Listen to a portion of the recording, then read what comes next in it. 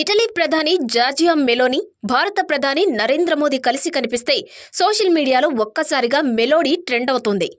Meloni Modi పేర్లను కలిపి వచ్చిన ఈ పదం ఇప్పుడు అంతర్జాతీయ రాజకీయాల్లోనే కాదు, సోషల్ మీడియా మీమ్స్ చర్చల్లో కూడా హాట్ టాపిక్ గా మారింది. అయితే ఈ మెలోడీ ట్రెండ్ పై కాంగ్రెస్ అగ్రనేత రాహుల్ గాంధీ చేసిన వ్యాఖ్యలు ఇప్పుడు దేశ రాజకీయాల్లో కొత్త చర్చకు దారితీశాయి. రాహుల్ గాంధీ మాట్లాడుతూ దేశంలో నిరుద్యోగం, ధరల పెరుగుదల, రైతుల సమస్యలు, మహిళల భద్రత, చిన్న వ్యాపారుల కష్టాలు పెరుగుతున్నా ప్రధాని మాత్రం సోషల్ మీడియా ఇమేజ్ బిల్డింగ్ పైనే ఎక్కువ దృష్టి పెడుతున్నారు అంటూ విమర్శించారు. అంతేకాదు, దేశ ప్రజల సమస్యలపై మాట్లాడాల్సిన సమయంలో ఫోటోలు, హ్యాష్ ట్యాగ్లు, పీఆర్ ప్రచారాలతో ప్రజల దృష్టి మళ్లించే ప్రయత్నం జరుగుతోందని ఆరోపించారు. రాహుల్ గాంధీ వ్యాఖ్యలతో సోషల్ మీడియాలో మరోసారి రాజకీయ వేడి పెరిగింది. ఒకవైపు కాంగ్రెస్ నాయకులు దేశానికి అవసరమైంది ఉద్యోగాలు, కానీ బీజేపీకి అవసరమైంది ట్రేడింగ్ హ్యాష్ ట్యాగ్స్ అంటూ పోస్టులు పెడుతున్నారు. మరోవైపు బీజేపీ శ్రేణులు మాత్రం రాహుల్ గాంధీ వ్యాఖ్యలను తీవ్రంగా తప్పుపడుతున్నాయి.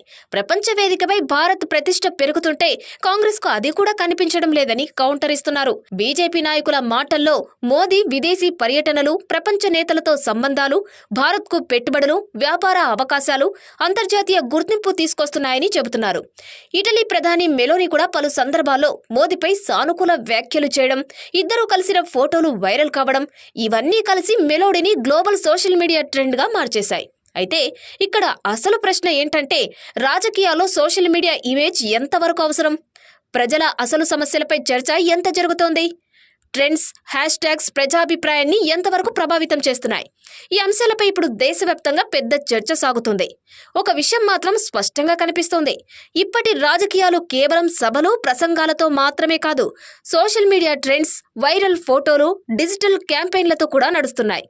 మెలోడీ ఇప్పుడు కేవలం ఒక హ్యాష్ ట్యాగ్ కాదు, భారత రాజకీయాల్లో సోషల్ మీడియా ప్రభావానికి ప్రతీకగా మారింది.